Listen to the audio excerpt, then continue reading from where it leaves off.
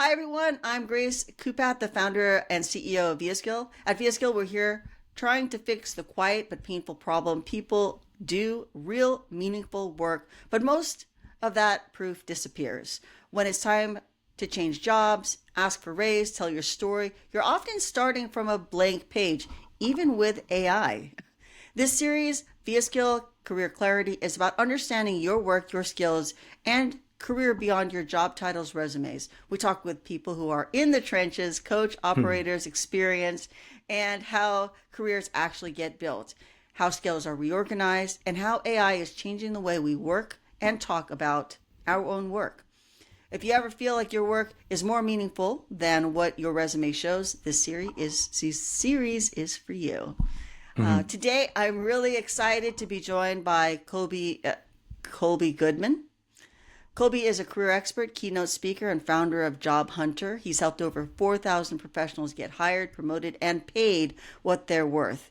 He works across resumes, interviews, LinkedIn, job search strategies, and salary negotiations. And he's also LinkedIn learning author and author of Employed by Graduation. He has worked His work has been featured on ABC, CBS, NPR, Forbes, and Newsweek's, and he's delivered more than 200 keynotes, workshops, helping people take control of their careers. Kobe, thank you so much for being here. Grace, thanks so much for having me. I appreciate it. No problem. And for anyone who hasn't met you, tell us about you and what brings you here and what you do. Yeah. So, Grace, thanks so much for having me again. My story starts back all the way in my first job right after college. I graduated, I don't know, 2 or 3 recessions ago at this point, and had a really hard time landing that first job after graduation. Was probably unemployed for 3+ months, and finally landed a job as a highly sought after help desk technician, level one, all the way at the bottom, being the grunt of the IT team, where I was answering phone calls, resetting passwords, setting up Outlook inboxes, asking you to turn it on and turn it off again. That was me. And in my first job out of college, it was my goal to work as hard as possible so that I could reap the rewards of a higher salary, bigger title, and really take the advantage as much advantage as possible to um, really great find footing in my career. And so I worked my butt off. I said yes to everything. I did the grunt work. I volunteered. I answered all the tickets, all the things I could do so that I could go into that first performance review a year later and go into my boss and say, Mrs. Manager, I want this $1.50 an hour raise and I want to be a level 2 engineer. And I went in there and I made my case and I came out with the dreaded meets expectations. And it really rocked my world. I had done everything I thought I should. I had worked my butt off. I had said yes. I did all those things that were kind of taught growing up, right? Like work hard and let the work speak for itself. And at that moment, when I didn't get that kind of outcome, and I truly believed in my heart of hearts that I had earned it, I knew something had to change. It was a bit of a reality breaking moment for me. And so I majored in economics at San Diego State University. And so knowing a lot of economics, behavioral economics, consumer behavior, even some anthropology, I said, okay, how do I be seen as the most valuable and indispensable person on this team or any team I want to go next? And what I realized was that I was coming from a place of trying to deliver more good in my team, more tickets, more customer served. Not that those are bad things, but what I realized is that as behavioral a species who live in a capitalist society, we value not as much gaining more joy, but we absolutely prioritize removing as much pain and frustration as possible. And at that moment, I realized, okay, it is my job moving forward to be the most impactful problem solver, the most prevalent pain reliever that my boss, my company, my clients have ever seen. And from that moment on, I made it my mission to be really aware of what my boss and my customer really needed, how to best gain the skills and abilities and put myself in front to solve those problems, and then start to become more comfortable to be forthright and vocal about the kind of business impact and the kind of people value I was delivering by solving those problems and removing those pain points. Wow, that's a great story, actually, and I think it's a lot of stories that probably a lot of people have encountered themselves. I definitely know I have with people where you work you work your butt off, and then you're like, okay, I really deserve this next step up, and you're just like taken down. Yeah. It was a complete gut punch and it was really helpful. I'm glad I learned that early. I'm glad that she Yeah, said no because I think I right. would have been on that expected hamster wheel for a lot longer than I should have. Mm-hmm. Um, and so I'm really blessed that I got told no early. So it forced me to kind of rethink and reposition myself moving forward. Nice. I love that.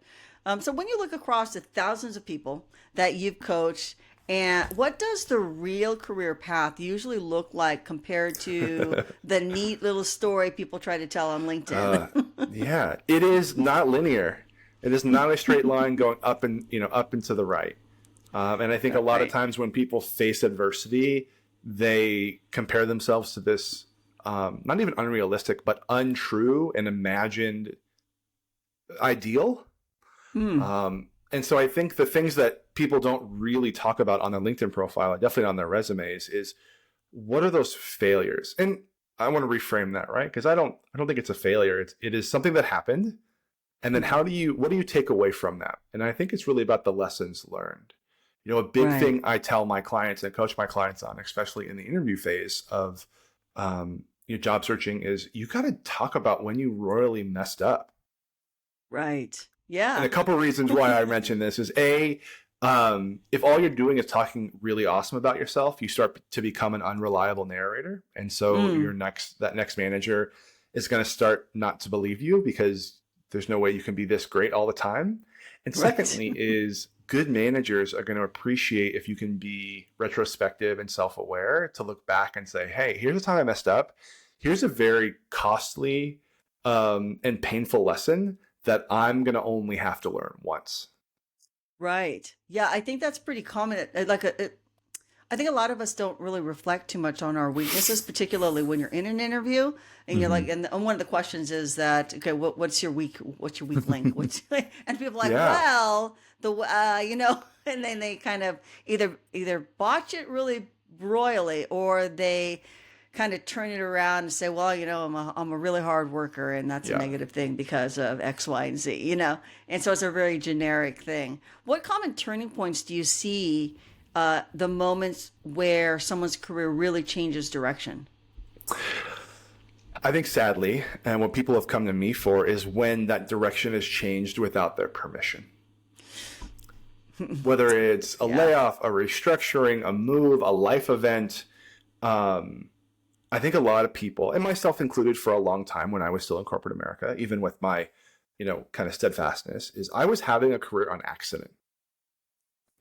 I got my first job, thank God, through somebody I knew. And then I got my second job because I found a job posting online. And like, it just was kind of happenstance. And it's not until we're forced to kind of look into the eyes of our fate do we start to take control of it. And so I think if you could have a really painful and it can be really easy to play the victim in your career if you're just waiting for change to come upon you versus being proactive and seeking out change so that you remain in control of it, you remain as much as possible in control of the timeline, and Right. you end up in control of actually where you end up when that change is over. I love that. Yeah, that's a great answer. And I know you work with a lot of people from students to executives. Mm-hmm. What do the people who grow the fastest tend to do differently from everyone else? Oh, I love that question. I think it's those that are willing to potentially to put themselves in places where they look and feel stupid. I like that. I think the more time that we spend in our comfort zones, and I've always heard that, but I think it's mainly where we try to be safe, where we try Mm. to avoid not just like bad situations, but bad feelings, right? Oh, Like if yeah. we don't go to the networking event because we're not going to know anybody. If we don't know anybody, then we're going to be a loner, and then people are going to see us as a loner, and then we'll be ostracized from the group. And we go through all these worst case scenarios in our head. But I think if you can start to pursue embarrassment a little bit, pursue that, having that bad feeling, that like initial pit in your stomach, actually be a feature and not a bug. Those are the people that I see be really successful, because they go out there and they experiment, even when it feels uncomfortable, and then they iterate on that experiment until they get success. But it's those people who, it's those people who wait for the perfect time, or who are only going to pull the trigger once everything is perfectly in line. They waste a lot of time and a lot of energy. It's a mentality that I took forth from working in IT operations in a big software development firm. And one of the project managers told me one day is like, if your version 1.0 is perfect, you're too late. And so launching and iterating is going to be it was the name of the game in software development. It's also the name of the game in personal development. I love that. Okay, one of the things that I do, we run a founder series on the channel, and this actually is applicable to even that, to the founders, and making that move and making that change. So it's not just the person who's actually in the role, it's actually people who are planning on stepping out of the norm, because becoming a founder is not an easy thing. No. And making that transition. So for someone who's listening who feels like they're behind compared to where they thought they should be, what perspective or reframe do you wish they could borrow from you? Oh man, I think ultimately it's looking at diving down, right? Why do you feel behind? So in Six Sigma, in the lean concept, right, there's this very complex, very convoluted process called the 5 whys. And I joke on the former of that sentence. It's super easy, and I jokingly call it the toddler test, because it's what my toddler does. You ask yourself why 5 times until you get to the root cause of the issue. I feel behind. Why? Because I'm not making as much money as I should. Why? Well, because I, got fired from this job. Okay, why? And then you kind of drill down and you get to the core of the issue. And so as you feel bad, as you feel behind, and I think as you feel like that feeling doesn't actually allow you to surmount that gap that you're feeling, right? You're feeling bad for feeling bad. Right. So if you can drill down, figure, okay, well, why do I feel like this? And is there a way for you to analyze the feeling and get curious with it, so that you remove the self-judgment and feel like, I'm on a good path. Maybe there's some things I can tweak, but I don't need to scramble to get ahead, so to speak. And then also too, like, what are some things you can take ownership over to say, yeah, like I am falling behind my own expectations, and here's why.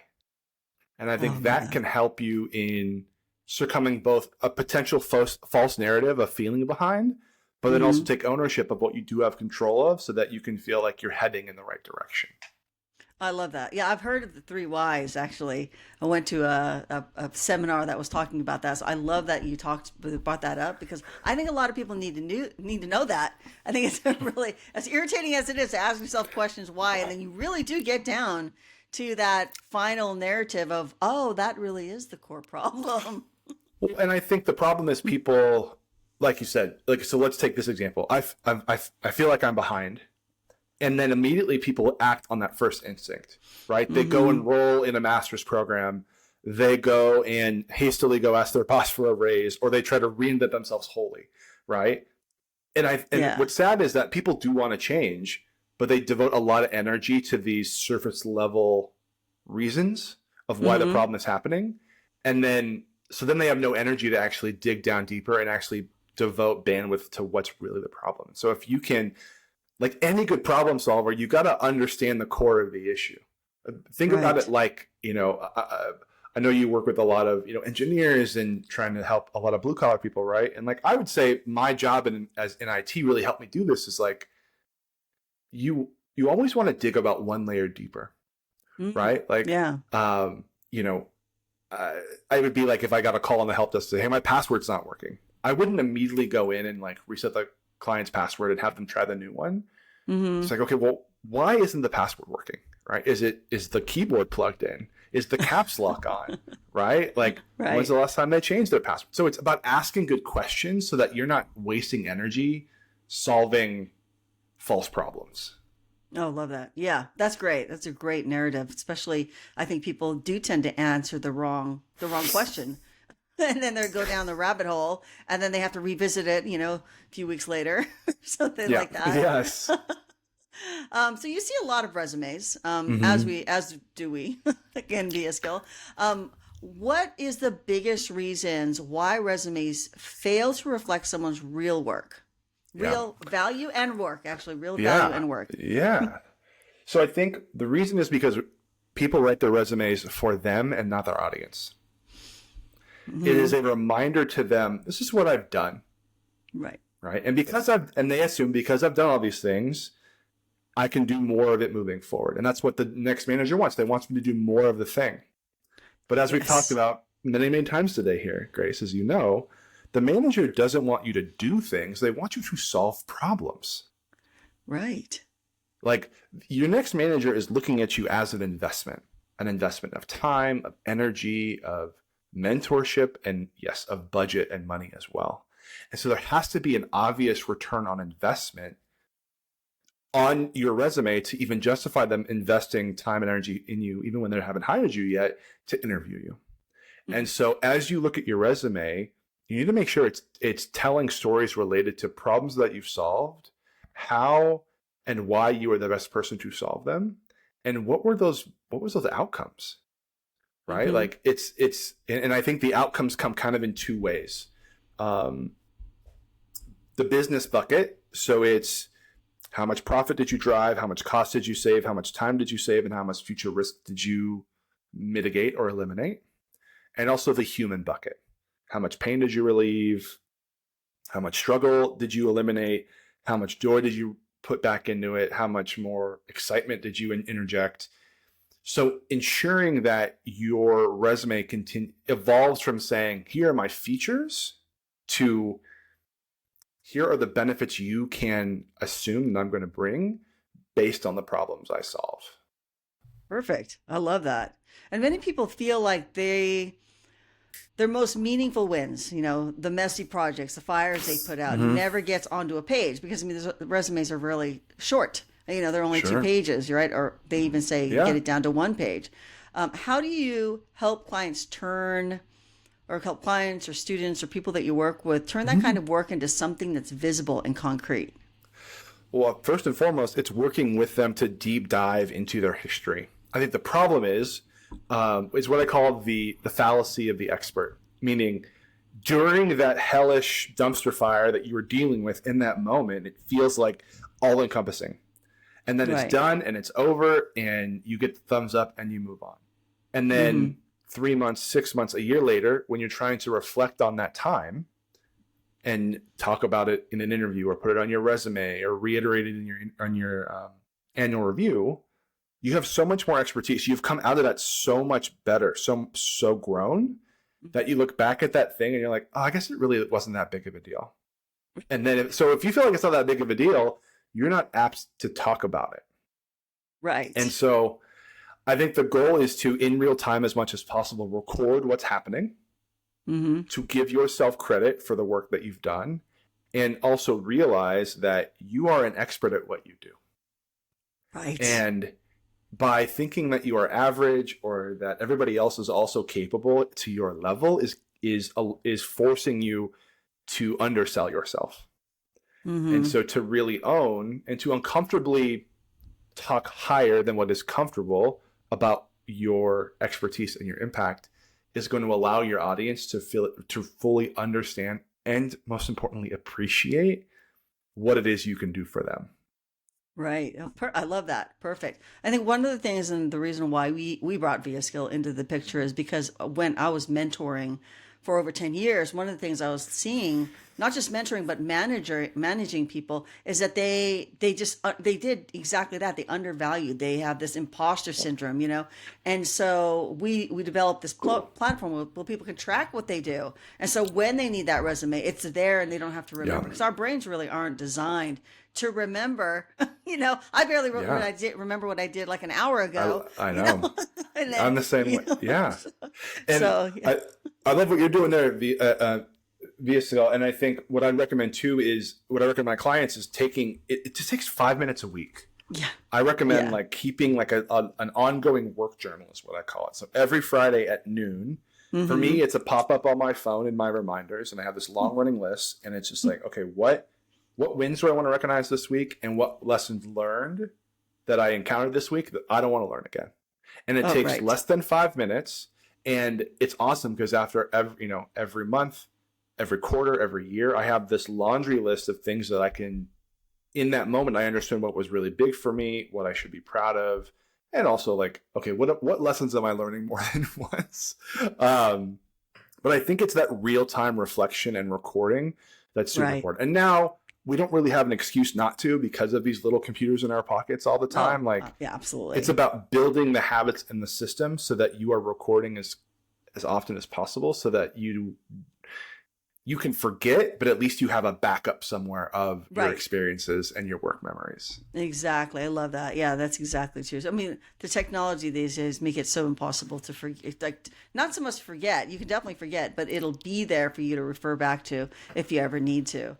What do you think of the balance is between I did these tasks and I solved these problems when you're rewriting someone's story? Like, what is the balance between those two? Like, whether or not they did it, they solved these problems, and how much of that do they write down? Do you write down a lot of it, or does it just take like literally just a sentence or two that says I did this and this is what the outcome was? Yeah. So the way that I see the human brain is a literal stack of hay, right? A needle in a haystack, right? Mm-hmm. And so we just need enough of direction, enough of a thread to pull based on a sentence or two to help us, oh yeah, I totally forgot about that. Or like, oh yeah, that was that client's name. Or oh yeah, like I forgot about that massive outage that we dealt with that I was able to help turn around really easy. So I don't think and that's why I say only take 5 minutes. I say that for a Right. few reasons. One is I don't think you need to take more than that. And secondly, Mm-hmm. if I said, hey, take an hour a week, you wouldn't do it. I wouldn't do it. It would be Right. forgotten after the first week. And so making the ask of self so small that you're kind of you feel guilty not doing it is exactly why I Right. make the ask as minimal as possible.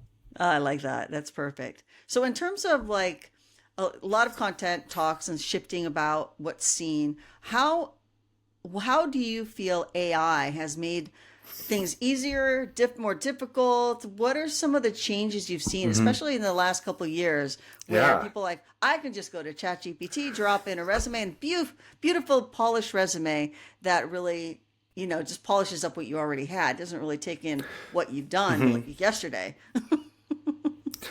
So I think that's the issue is that people think that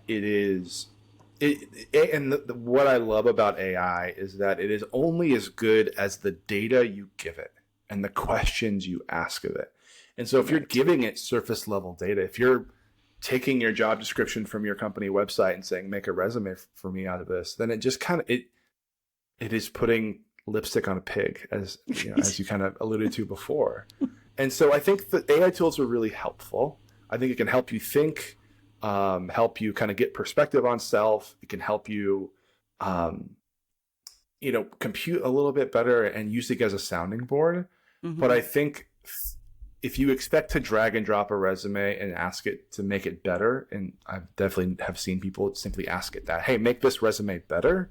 Mm-hmm. Um, it's a couple things are issue is that it's obviously not communicating as fully or as powerfully as it could be for you and making a case for your Right. candidacy.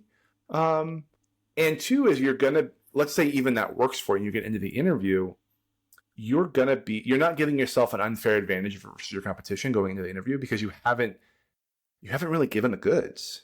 Like when I meet my Right. clients and I rewrite their resumes for them, I tell them, yes, it's my job to help you get more interviews, but it's also my job to write a resume that makes you the front runner before anybody talks to anybody else.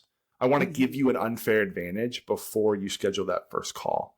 And if you're just plopping your resume in a ChatGPT or Gemini or Claude, it doesn't gonna do it. And so I think it's the combination of giving it really good data, collecting really good data, giving it really good data, and asking it really good questions so that you are then given the tools to resonate with decision makers and not just fight AI with AI, which is applicant tracking systems, Workday, Right. all the popular, ATSs out there that companies are using Exactly. today.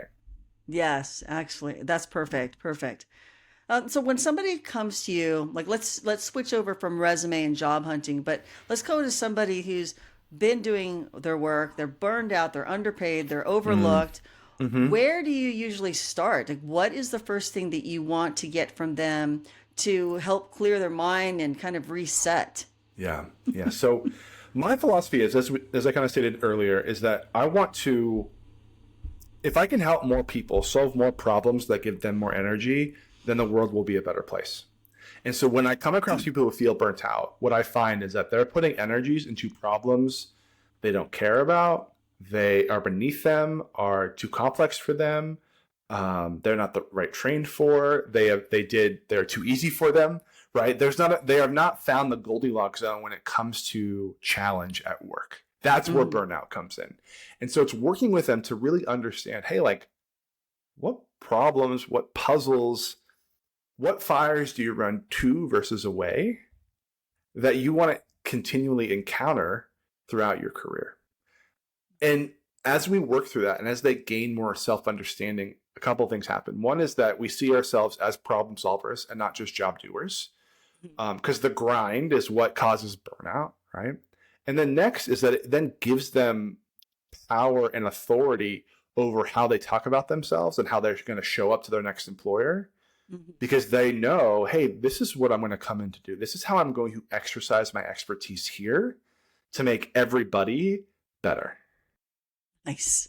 I like that. That's awesome. Do you have any some signs that I guess it's more like what are some signs that it's really time to make a change? Because some people are stuck in their roles for a while. They're not really sure. They're just kind of there and they just exist, just kind of doing the Yeah. everyday. Yeah. I think it is, if you're just existing, right? If you are hating where you are, but feeling like you're too afraid to go somewhere else, that is an obvious sign for me. But I think I think you should always be open to opportunity. And that doesn't mean actively look. That doesn't mean you have to go on Indeed every day. It doesn't mean you have to, apply on LinkedIn, multiple times a week. I think it's about keeping your documents updated, keeping your network informed, doing a bit of research and outreach on a regular basis. Because the old cliche is luck is where opportunity meets preparedness, Hmm. right? And so if the perfect job came across your desk today, are you ready to make the move? Are you ready to be the top candidate in the resume stack? And are you ready to, really impress and embed in the minds of the decision makers? And if that's a no for you right now, I think that's a sign to start getting these ducks in a row and look at, instead of job searching, look at it as cultivating a career. I Right. I love think a that. lot of Yeah. times it is, funny enough, like my company name is called the JobHuntr. And when I made that name 12 years ago, it was catchy and nice. Nowadays, actually, my philosophy is different, right? It's not about hunting when you need to eat. It's about planting seeds way before you start to starve. And Right. so making sure that you are taking small, consistent action to grow your skills, grow and deepen your network, to own what you do, and to give yourself a platform for being proud of it to an audience. So that, like I said before, you're not caught having to make a change out of, when you didn't choose to, but also you Right. can be open so that you can strike while the iron is hot when an opportunity comes your way. That's perfect. I think a lot of people aren't really ready. Like if somebody dropped into, I know I haven't been. Somebody, oh, I have somebody wants a resume right now. Oh my gosh, just can you give me a couple of hours or days? Yeah. You Yeah. know, And then what is the quality of that document, right? Because right? Yeah, you're stressed out, you're scrambled, you're just throwing something together, like. And so yes, I think if you can, the scout's oath, like, always be prepared, right? And so the more that you can just, again, take small consistent action now, so that when the opportunity comes, you're not having to completely uproot and reroute your life and create a bunch of chaos in that moment, hmm so that you can actually, again, cultivate a really good career. That's awesome. So we recently did a poll on LinkedIn about people talking about themselves or asking for salary negotiation. And a lot of people don't like to talk about themselves because they feel like they're boastful, they're too boastful. So for somebody who hates talking about money, hates talking about themselves, what better way to have Mm. these like interviews and conversations that would, help them to, talk about themselves, Yeah. but not feel boastful? So I think it's a reminder about how any good piece of communication goes, which is we need to keep the audience number one. Mm-hmm. When I hear, hey, Kolby, I don't like to sell myself. Hey, Kolby, I don't do good in interviews, so they don't like to brag. And my response is good. You shouldn't be doing that anyways. I mean, think about it, right? Like, do Yeah. we like to be sold to? I mean, Right. for goodness sake, like the adage is like, don't be a used car salesman. There's like a cultural stigma around sales. So Right. don't try to sell, try to understand and then inform, right? I like think that. the number one thing too many candidates do in the interview process that completely derails their ability to showcase value and impact is that they wait until the end to ask any questions. And so what I coach my clients on is you answering the what of the question is not nearly as impactful or important as you first understanding why is the question being asked in the first place. Right? Love that. That's great. So I want to take an example you used earlier today, Grace, is like, people get really uncomfortable with the weaknesses question.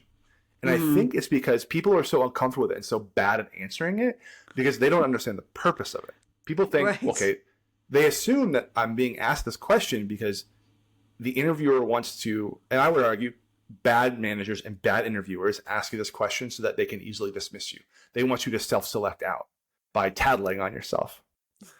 But good managers and good interviewers ask you the question because they're trying to measure your level of self-awareness and self-reflection.